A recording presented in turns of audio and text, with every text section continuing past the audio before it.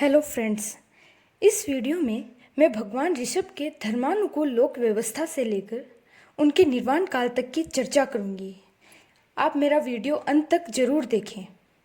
अब सबसे पहले बात करते हैं भगवान देव के धर्मानुकूल लोक व्यवस्था के बारे में।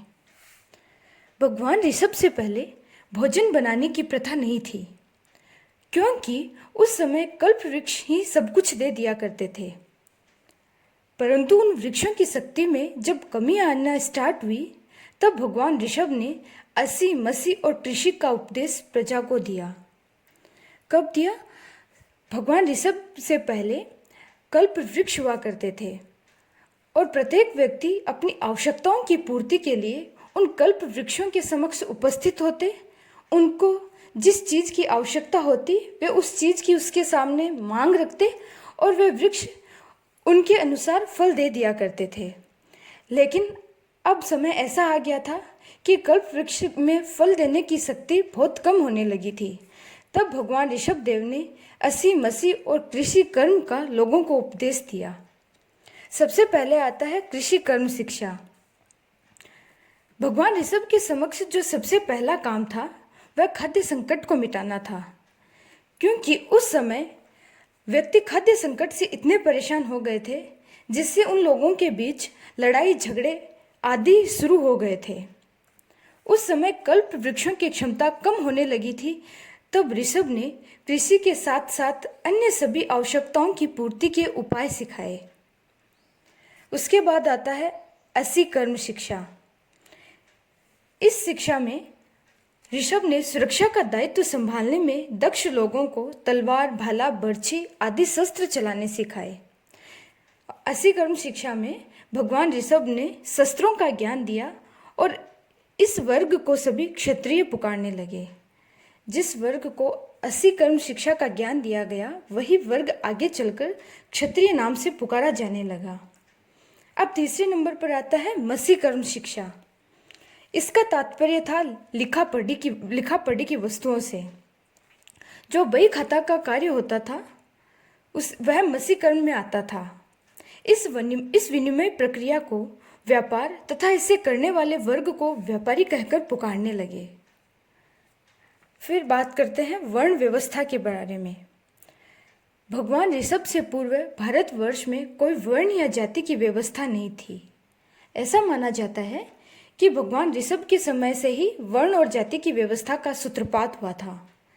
भारतीय ग्रंथों में उपलब्ध 4 वर्णों में से 3 वर्णों की उत्पत्ति भगवान ऋषभ के समय हुई और वे 3 वर्ण कौन कौन से थे मैं आपको बताती हूँ। उनमें पहला था क्षत्रिय, दूसरा था वैश्य और तीसरा था शूद्र। जो भारतीय ग्रंथों में चौथा वर्ण माना जाता है वह ब्राह्मण वर्ग माना जाता है, लेकिन उस वर्ण की उत्पत्ति भगवान ऋषभ के समय तक नहीं हुई थी। इनके अलावा भगवान ऋषभ ने अनेक सामाजिक परंपराओं का सूत्रपात किया। पहले कोई पढ़ना लिखना यह सब नहीं जानता था। भगवान ऋषभ ने अपने पुत्रों को 72 कलाएं तथा अपनी पुत्रियों को 64 कलाएं सिखाई थी। फ्रेंड्स, बात नोट करने की है कि भगवान ऋषभ देव ने अपने पुत्रों को कितनी कलाएं सिखाई और पुत्रियों को कितनी कलाओं का ज्ञान दिया।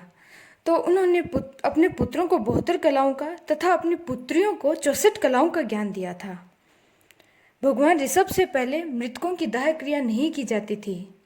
अब लोग मृतकों को जलाने भी लगे थे। नाग पूजा और अन्य उत्सव भी नहीं मनाए जाते थे। लेकिन अब समय ऐसा आ गया था कि लोग अनेक उत्सव भी मनाना प्रारंभ कर दिए थे। आगे अब बात करते हैं भगवान ऋषभ देव की ग्राम व्यवस्था के बारे में। ऋषभ ने सामूहिक जीवन का सूत्रपात करते हुए सबसे पहले ग्राम व्यवस्था की रूपरेखा लोगों को बताई थी। अब तक लोग वृक्षों के नीचे रहा करते थे, उनको घर की उपयोगिता समझाई तथा सर्वप्रथम जो नगरी बनी उसका नाम विनीता रखा गया।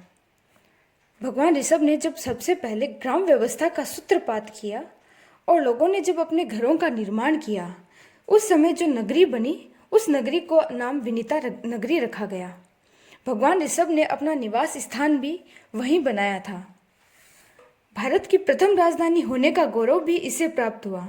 प्रश्न आ जाए अगर एग्जाम में कि भारत की प्रथम राजधानी होने का गौरव किसे दिया जाता है, तो भारत की प्रथम राजधानी होने का गौरव विनीता नगरी को प्राप्त हुआ था और यही विनीता नगरी आगे चलकर अयोध्या नगरी के नाम से पुकारी जाने लगी थी। इसके अलावा अब बात करते हैं अपन भगवान ऋषभ देव के अभिनिष्क्रमण के बारे में। भगवान ऋषभ का जीवन 84 लाख पूर्व का था। कितने का था? भगवान ऋषभ का जीवन काल 84 लाख पूर्व का माना जाता है। उस कालमान में 83 लाख पूर्व का समय उन्होंने सामाजिक और राजनीतिक मूल्यों की स्थापना में बिताया। चैत्र कृष्णा अष्टमी के दिन 4000 व्यक्तियों के साथ ऋषभ ने अभिनिष्क्रमण किया। अगर एग्जाम में ये क्वेश्चन आ जाए कि भगवान ऋषभ ने जिस दिन अभिनिष्क्रमण किया वह कौन सा दिन था, वह चैत्र कृष्णा अष्टमी का दिन था। 64 इंद्रों के साथ हजारों देव भी उत्सव में सम्मिलित हुए। ऋषभ ने अपने वस्त्राभूषण उतारकर इंद्र को सौंप दिए थे। अब भगवान ऋषभ का पंचमुष्टि लोच हुआ। आगे अपन बात करते हैं भगवान ऋषभ देव के निर्वाण के बारे में। भगवान ऋषभ ने 1000 वर्ष तक कठोर साधना की। कितने वर्ष तक साधना की थी? भगवान ऋषभ देव ने पूरे 1000 वर्ष तक कठोर साधना की। पुरीतमाल के उद्यान में वटवृक्ष के नीचे तेले की तपस्या में फाल्गुन कृष्णा एकादशी के दिन उन्होंने केवल ज्ञान को प्राप्त किया।